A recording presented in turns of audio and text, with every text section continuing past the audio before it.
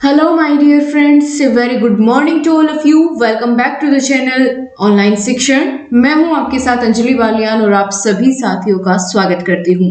दोस्तों, आज की क्लास में हम कंप्यूटर विषय का एक बहुत ही इंपॉर्टेंट टॉपिक डिस्कस करने वाले हैं, जहां से आपको ज्यादा उम्मीद रहती है क्वेश्चंस आने की पेपर में, जिसका नाम है कंपोनेंट्स ऑफ कंप्यूटर या कंप्यूटर सिस्टम के घटक। तो ये आज की हमारी क्लास का टॉपिक रहेगा और सुपर टेट और केवीएस दोनों के लिए ही बहुत इंपॉर्टेंट क्लास रहने वाली है। तो बिना किसी देरी के शुरुआत करते हैं। जिसने इससे पहली दो क्लासेस को नहीं देखा है वो जरूर से देखें, क्योंकि हम काफी कुछ उसमें डिस्कस कर चुके हैं। कंप्यूटर के बारे में, जनरेशन्स के बारे में, उसके टाइप्स के बारे में हम लोग पहली क्लास में देख चुके हैं। तो चलिए बढ़ाते हैं क्लास को आगे। गाइस, कंप्यूटर के कंपोनेंट्स डिस्कस करने से पहले एक छोटा सा टॉपिक आपका आता है कंप्यूटर की विशेषताएं। इनको हम देख लेते हैं, क्योंकि यहाँ से आपका एमसीक्यू में ऐसा क्वेश्चन बन जाता है कि बताइए निम्नलिखित में से कौन सी कंप्यूटर की विशेषता नहीं है। तो उसके लिए हमें पता होना चाहिए कौन कौन सी होती है। तो 1 मिनट की बात है, इसको फटाफट से पहले इसे पूरा कर लेते हैं। कंप्यूटर की विशेषताएं, सबसे पहला आता है दोस्तों स्पीड। अच्छा, कंप्यूटर की स्पीड की तुलना अगर एक ह्यूमन से की जाए तो आप देख पाएंगे कि मनुष्य कितना समय लगाता है कैलकुलेशंस को करने में, लेकिन computer on A 1 click with in A second आपको आंसर, कितनी भी बड़ी कैलकुलेशन आप उसको करने को दीजिए वो बहुत तेजी के साथ करता है। तो कंप्यूटर की क्या है, स्पीड बहुत ज्यादा है ना। तो पहली तो विशेषता इसकी यही हो गई कि उससे क्या होगा, आपके टाइम की बचत होगी। दूसरा एक्यूरेसी, जो भी वो कैलकुलेशन करेगा या जो भी वर्क करता है कंप्यूटर, वो बिल्कुल सटीक होता है, एक्यूरेट होता है, उसमें गलती की कोई गुंजाइश नहीं होती है। एज कंपेयर टू अगर देखें आप कि कोई भी अगर मनुष्य कोई काम करता है तो उसमें गलती के चांसेस है ना, वहां गलती होने के नॉर्मल से चांसेस रहते हैं, लेकिन कंप्यूटर कभी गलती नहीं करता है। तीसरा है दोस्तों मेमोरी। कंप्यूटर के पास मेमोरी होती है जिसमें कि हम बहुत वर्षों तक, लंबे से लंबे समय तक हम स्टोर करके रख सकते हैं इंफॉर्मेशंस को, डाटा को, है ना। लेकिन ह्यूमन जो माइंड होता है, मेमोरी का काम तो भाई हमारे दिमाग में भी तो मेमोरी होती है, जहां हम अपने सारे थॉट्स को, इंफॉर्मेशंस को स्टोर करते हैं, लेकिन वो हम ज्यादा लंबे समय तक नहीं कर पाते और उनमें से चांसेस होते हैं भूलने के भी, है ना। हर एक चीज एक्यूरेटली हम याद भी नहीं रख सकते, तो कंप्यूटर रख सकता है। तो कंप्यूटर के पास मेमोरी होती है। इसके अलावा दोस्तों चौथा जो टाइप है, वो चौथी विशेषता इसकी क्या है, वर्सेटाइलिटी। इसका क्या मतलब होता है, यानी विविधता।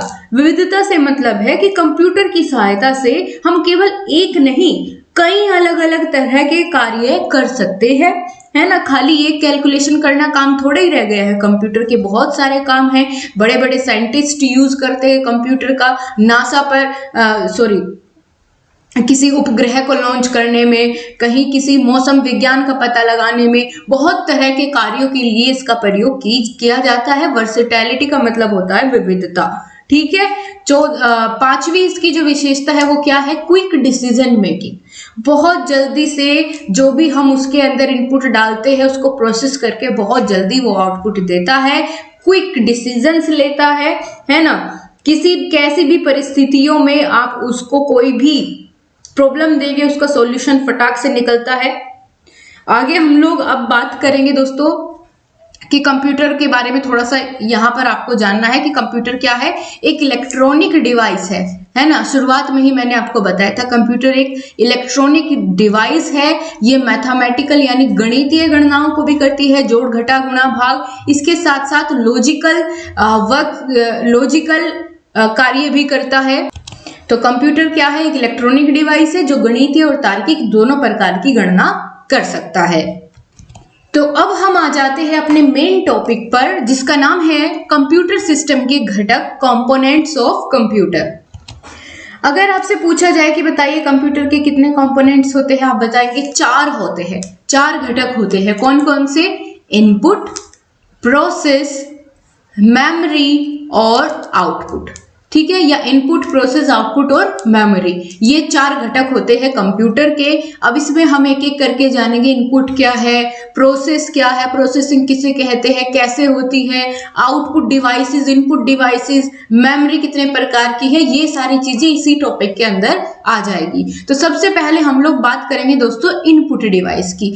इनपुट क्या होता है या इनपुट डिवाइस किसे कहते हैं, ये हम इसी के अंतर्गत जानेंगे। तो देखिए, इनपुट डिवाइसेस की जब हम बात करते हैं तो जो भी मानवीय निर्देश होते हैं, है ना, निर्देश का मतलब जो भी कमांड कंप्यूटर को करने के लिए कोई भी इंसान देता है, तो उसको क्या करेगा कंप्यूटर, समझने योग्य संकेतों में परिवर्तित करने के लिए जिन युक्तियों का प्रयोग करता है ना, मानवीय निर्देशों को समझने के लिए, उन्हें संकेतों में परिवर्तित करने के लिए जिन युक्तियों का प्रयोग कंप्यूटर करता है, उनको हम इनपुट डिवाइसेस या इनपुट युक्तियां कहते हैं। अब कौन कौन सी डिवाइसेस है जिनकी हेल्प से हम कंप्यूटर को कमांड देते हैं या निर्देश देते हैं, है ना, जिन चीजों की हेल्प से हम कंप्यूटर को निर्देश देते हैं, जैसे कीबोर्ड हो गया, माउस हो गया, है ना, लाइट पेन हो गया, आपका टच स्क्रीन मोबाइल हो गया, तो उसकी हेल्प से आप क्या करते हैं, कंप्यूटर को निर्देश देते हैं काम करने के लिए, तो वो सभी क्या कहलाएगी, आपकी इनपुट डिवाइसेस कहलाएगी। अब ये लिस्ट है इनपुट डिवाइसेस की, क्या कौन कौन सी होती है इनपुट डिवाइस। तो जैसे आपका कीबोर्ड आ जाता है, कीबोर्ड में बहुत सारी कीज होती है, उनको प्रेस करके आप कंप्यूटर को निर्देश देते हैं कि अब डिलीट कर दो, डिलीट वाला बटन दबा दिया, है ना। अब जो आप टाइपिंग कर रहे हैं उसमें अगर कैपिटल में लिखना है तो कैप्स लॉक दबा दिया, है ना। इस तरीके से आप क्या करेंगे, उसको कीबोर्ड की हेल्प से कंप्यूटर को निर्देश देते हैं, वैसे ही वो फिर वर्क करता है। दूसरा हो जाती है आपकी इनपुट डिवाइस माउस। माउस की हेल्प से भी आप क्लिक करके क्या करते हैं, इंफॉर्मेशन देते हैं कंप्यूटर को, कमांड देते हैं। तीसरा आता है जॉयस्टिक, ठीक है, ये जब आप गेम खेलते हैं तो इसका यूज करते हैं कमांड देने के लिए। फिर ट्रैक बॉल, है ना, OMR, ये आपके पेपर में भी पूछी जाती है। OMR और BCR, इनके बारे में अभी बताऊंगी मैं डिटेल में। तो ये आपके एग्जाम में बहुत पूछा जाता है, इनकी फुल फॉर्म भी और इसके बारे में भी कई क्वेश्चन आपके बन जाते हैं। आपका होता है फिर लाइट पेन, टच स्क्रीन, है ना, वॉइस रिकॉग्निशन, ये सभी क्या है, ये सभी आ जाते हैं आपके इनपुट डिवाइस। माइक्रोफोन भी इनपुट डिवाइसेस में आ जाएगा, है ना। तो ये सभी क्या है, इनपुट डिवाइसेस के उदाहरण है। आपसे पूछ लेगा कि निम्नलिखित में से कौन सी इनपुट डिवाइस नहीं है, तो इसके लिए आपको पता होना चाहिए कौन कौन सी होती है। अभी दोस्तों इनपुट डिवाइसेस में कीबोर्ड, माउस, इनके बारे में तो आप ऑलरेडी जानते हैं, लेकिन जिनके बारे में आपके एग्जाम में पूछा जाता है और जो इम्पोर्टेंट है और जिसको जहां तक है आप लोग ना भी जानते हो, तो उनके बारे में हम यहाँ पर एक्सप्लेन कर लेंगे इनपुट डिवाइसेस में जो मेन है, क्योंकि कीबोर्ड माउस का सबको पता होता है। अब हम बात करेंगे दोस्तों BCR। मैंने आपको बताया कि आपके पेपर में फुल फॉर्म बहुत पूछी जाती है, तो BCR की फुल फॉर्म पहले आपको देखनी है। बार कोड रीडर क्या होती है, बार कोड रीडर होती है इसकी फुल फॉर्म। आपने देखा होगा जब आप किसी भी मॉल से कोई सामान परचेज करके लाते हैं तो उस पर इस तरीके का एक बॉक्स बना हुआ होता है उसकी पैकेजिंग पर, और उसमें ऐसे लाइनिंग खिंची हुई होती है बहुत सारी, है ना। तो इसको वो क्या करेगा, एक मशीन की हेल्प से इसको स्कैन करेगा, इस बार कोड को, और बताएगा कि भाई इतने आपका क्या हो गया, इतने अमाउंट आपको पे करनी है, ये इतना इसका प्राइस है, ठीक है। तो विभिन्न वस्तुओं के पैकेट पर आप इसको देख सकते हैं बाहर वाले, जिस पर वस्तुओं से संबंधित इसके अंदर पूरी जानकारी होती है इस कोड के अंतर्गत, ठीक है। बार कोड रीडर इसको हम कहते हैं। BCR की फुल फॉर्म आपने देख ली बहुत अच्छे से। ये क्या है, एक इनपुट डिवाइस है। इसके अलावा दोस्तों MICR की फुल फॉर्म है magnetic ink character reader. Magnetic ink character reader आपने देखा होगा चेक पर, ये आपको देखने को मिलेगा, है ना, चुंबकीय स्याही द्वारा कैरेक्टर जो है उस पर छपे हुए होते हैं। मैग्नेटिक इंक कैरेक्टर रीडर का उपयोग आप लोगों ने बैंक में देखा होगा, उसमें मैग्नेटिक इंक का यूज किया जाता है कैरेक्टर्स को छापने के लिए। फुल फॉर्म बस आपको ध्यान रखनी है यहाँ पर, OMR की फुल फॉर्म होती है optical mark reader. Optical mark reader, इसके बारे में तो आप सभी भली भांति परिचित होंगे क्योंकि आपने दी है यूपी टेट की परीक्षा। यूपी टेट की परीक्षा पास करके ही आप यहाँ पर क्लास ले रहे होंगे, है ना। इसके अलावा सी टेट वाली में तो अब ये चीजें नहीं रही क्योंकि ऑनलाइन एग्जाम होने लगा, लेकिन जब आपने देखा होगा ऑफलाइन एग्जाम में आपको सर्किल्स भरने हुए होते हैं कि भाई ए आंसर होगा या इसका बी होगा, तो आप क्या करते हैं, उन डॉट्स को फिल कर देते हैं। सभी प्रतियोगी परीक्षाएं जो ऑफलाइन मोड में होती है वो इसी तरीके से होती है। वो OMR शीट आपको दी जाती है जिसमें आपको ऐसे सर्किल्स भरने हुए होते हैं, ठीक है। तो इसकी फुल फॉर्म बहुत पूछता है आपसे एग्जामिनर, कई एग्जाम्स में पूछी गई है, ध्यान रखना। ऑप्टिकल मार्क रीडर होती है इसकी फुल फॉर्म। चौथा है QR कोड। QR कोड यानी क्विक रेस्पॉन्स कोड, है ना। इस तरीके का आप देखते हुए किसी प्रोडक्ट पर बना हुआ, तो इससे हम सीधे ही वेबसाइट पर पहुंच जाते हैं। और कई बार आपने देखा होगा कि मोबाइल फोन में क्या करते हैं, QR कोड स्कैन करते हैं, है ना। पेमेंट करने के लिए भी QR कोड का स्कैन करते हैं, पेटीएम वगैरह इन सब चीजों में। तो आप क्या करते हैं, QR कोड का स्कैन करके बहुत ही तेजी के साथ आप क्विक रेस्पॉन्स देते हैं और सीधा वेबसाइट पर पहुंचकर पेमेंट कर देते हैं। इस तरीके से आप इनका प्रयोग आपने देखा होगा। ये सभी क्या है, इनपुट डिवाइसेस है ना। इनपुट डिवाइसेस के अंतर्गत ही आएंगे। अब मैंने जैसे आपको बताया कि माइक भी इनपुट डिवाइस है, क्यों, क्योंकि वो जैसे मैं अभी आपको मेरी आवाज सुन रही है, वो कैसे सुन रही है, मैंने यूज किया है माइक का, माइक्रोफोन जिसको फुल फॉर्म इसकी होती है।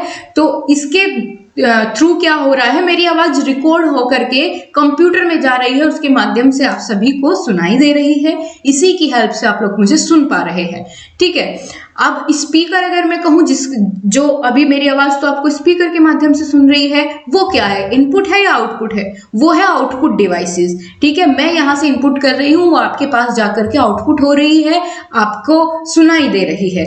तीसरा आगे आता है लाइट पेन। आपने देखा होगा लाइट पेन का यूज किया जाता है कंप्यूटर की स्क्रीन पर चित्र बनाने के लिए, आकृति बनाने के लिए। पहले ऐसे मोबाइल फोन्स भी आने लगे थे जिनमें लाइट पेन का यूज होता था, है ना।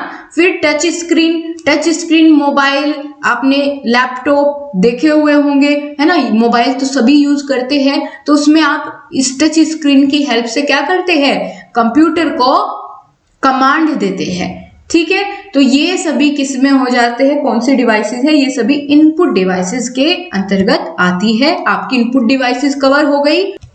अब हमने ये एक टेबल की हेल्प से आपको मैं समझाती हूँ एक बार। सबसे पहले हमने इनपुट डिवाइसेस की बात कर ली है।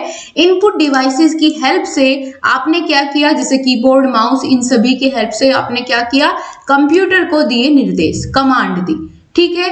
जब आप इसको कमांड देंगे तो ये क्या करेगा, इसके पास भी अपना एक दिमाग है जिसको हम CPU कहते हैं। तो CPU के अंदर जब आप ये सारा डाटा डालेंगे, कमांड्स डालेंगे, तो वो क्या काम करेगा, प्रोसेसिंग करेगा और फिर आपको आउटपुट के रूप में आपको उस डाटा को इंफॉर्मेशन में बदल करके देगा जो आपके काम की होती है, ठीक है।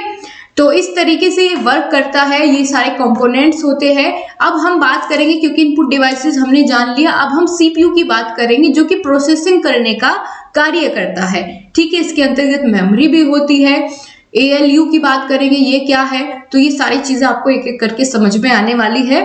सबसे पहले हम देखते हैं CPU के बारे में, जो कि प्रोसेसिंग करने का कार्य करेगा, ठीक। यहाँ देखिए CPU का कार्य दिए गए डाटा को प्रोसेस करना होता है। मैंने बताया डाटा कैसे देंगे, इनपुट डिवाइसेस की हेल्प से, है ना। प्रोसेस करके उसे फिर आउटपुट के रूप में सूचनाएं प्रदर्शित करना, ये काम किसका होता है, CPU का होता है, ठीक है। CPU का हम मुख्यतः 3 भागों में बांट सकते हैं। कौन कौन से, देखिए CPU के मुख्यतः 3 भाग होते हैं। पहला है कंट्रोल यूनिट, और फिर आता है आपका ALU अर्थमेटिक लॉजिकल यूनिट, और फिर आता है आपका मेमोरी, ठीक है। ये 3 टाइप्स होते हैं या 3 भाग होते हैं आपके CPU के, यानी CPU के अंदर क्या क्या होता है, जिनमें हम सबसे पहले बातचीत करेंगे कंट्रोल यूनिट के बारे में कि कंट्रोल यूनिट क्या काम करता है, होता क्या है। सॉरी, तो कंट्रोल यूनिट, ठीक है, CU कंट्रोल यूनिट क्या करेगा, कंप्यूटर की जो आंतरिक क्रियाएं होती हैं उनको संचालित करने का काम करता है, उन्हें नियंत्रित करने का काम करता है और तत्पश्चात इन क्रियाओं को ALU तथा मेमोरी को आदान प्रदान करता है। आपने देखा होगा इस साइन की हेल्प से दिखाया गया है कि कंट्रोल यूनिट क्या करेगा, ALU के पास क्या करेगा, सारी इंफॉर्मेशंस को भेजेगा, है ना, और नियंत्रित भी करेगा उसको। आगे देखते हैं, फिर आ जाती है इंफॉर्मेशन ALU के अंतर्गत, अर्थमेटिक लॉजिक यूनिट के अंतर्गत। जैसा कि नाम से स्पष्ट है, यह यूनिट सभी प्रकार की जो अर्थमेटिक और लॉजिकल क्रियाएं होती हैं उनको पूरा करता है। ALU कंट्रोल यूनिट से डाटा तथा निर्देशों को क्या करेगा, प्राप्त करेगा और उन्हें क्रियान्वित करने का काम करेगा। फिर तत्पश्चात डाटा को निर्देशों तथा सूचनाओं के रूप में किसमें भेज देगा, मेमोरी में भेज देगा। ठीक है, ये इस साइन से आपको अच्छे से दिख रहा होगा कि ALU ने क्या करा, फिर मेमोरी के पास भेज दिया डाटा। ठीक, फिर मेमोरी में जाके सारा डाटा स्टोर हो जाएगा और जब आप उसको चाहेंगे वो आपको आउटपुट के रूप में मिल जाएगा। अब हमने CPU के बारे में देख लिया, इनपुट डिवाइसेस देख ली, अब हम देखेंगे आउटपुट डिवाइसेस के बारे में। आउटपुट डिवाइसेस के बारे में जानने से पहले हमें पता होना चाहिए कि आउटपुट हम कहते किसे हैं, है ना। तो कंप्यूटर द्वारा जो परिणाम दिए जाते हैं उनको हम आउटपुट कहते हैं। अब ये दो प्रकार के होते हैं आउटपुट भी, एक तो आपकी हार्ड आउटपुट या हार्ड कॉपी आउटपुट जो कि आपके हाथ में आ जाए प्रिंट होकर के, है ना। दूसरा होता है सॉफ्ट कॉपी आउटपुट जो कि आप मॉनिटर की हेल्प से अपनी स्क्रीन पर प्रदर्शित होता हुआ देख पाएंगे। ठीक है, हार्ड कॉपी आउटपुट क्या होता है, प्रिंटर द्वारा प्रिंट होती है हार्ड कॉपी आउटपुट और यह स्थायी भी होती है, जिसको आप जब आपके हाथ में आ जाएगी तो उसको आप चेंज नहीं कर सकते हैं। ठीक है, जैसे आपको प्रिंट आउट निकालना है, इसका पूरा प्रोसेस बताऊंगी मैं आपको। ठीक है, आपके मोबाइल फोन में कोई PDF फाइल है, आपको उसको प्रिंट करवाना है, आपने उसको क्या किया, किसी डाटा केबल की हेल्प से आपने उसको जो फाइल थी इनपुट की हेल्प से क्या कर दिया, कंप्यूटर में डाल दिया। अब वो प्रोसेसिंग होगी और आप प्रिंटर की हेल्प से उसको क्या करेंगे, आउटपुट के रूप में निकाल लेंगे और आपके हाथ में आ जाएगा एक पेज हार्ड कॉपी के रूप में, जो कि आपके हाथ में आने के बाद बदलाव उसमें नहीं किया जा सकता, वो स्थायी रहेगा। ठीक है, जब तक वो कंप्यूटर के अंदर है हम उसमें कोई भी चेंज कर सकते हैं, लेकिन जब वो आपके हाथ में बाहर आ जाएगा हार्ड कॉपी के रूप में, जिस हार्ड कॉपी होती है जिसको आप छू सकते हैं, सॉफ्ट कॉपी जिसको आप नहीं छू सकते। ठीक है, तो हार्ड कॉपी में आने के बाद फिर उसमें कोई भी बदलाव संभव नहीं है, इसलिए कहा गया है कि वो स्थायी होती है।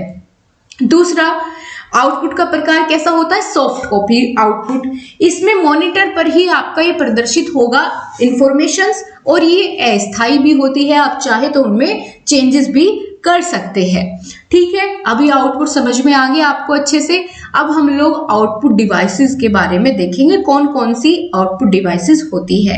पहले नंबर पर बात करते हैं मॉनिटर की। ठीक है, मॉनिटर की, या आप अगर लैपटॉप में ये वीडियो देख रहे हैं तो आपकी स्क्रीन पर प्रदर्शित हो रही है क्लास, तो ये क्या है, आउटपुट मिल रहा है आपको, आप उसको विजुअल डिस्प्ले यूनिट पर देख पा रहे हैं। ठीक है, या वीडियो डिस्प्ले यूनिट पर आप इसको देख पा रहे हैं।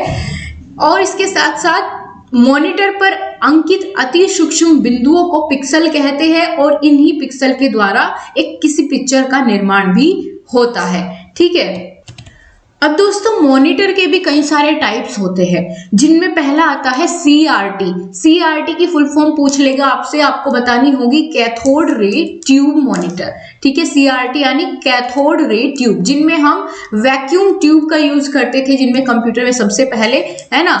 तो वो कौन से थे, वैक्यूम ट्यूब जिसमें यूज होती थी CRT यानी कैथोड रे ट्यूब वाले मॉनिटर। दूसरा LCD, जिसमें हम लिक्विड क्रिस्टल डिस्प्ले का यूज करते हैं, यानी दो कांच की परतों के मध्य एक तरल पदार्थ भरा हुआ होता है जिससे पिक्चर्स का निर्माण होता है। जैसे कि आप LCD देखते हैं, है ना, लैपटॉप की स्क्रीन हो गई, इलेक्ट्रॉनिक घड़ियां हो गई, मोबाइल की स्क्रीन इत्यादि, ये सभी इसी तरीके से बनी हुई होती है ना।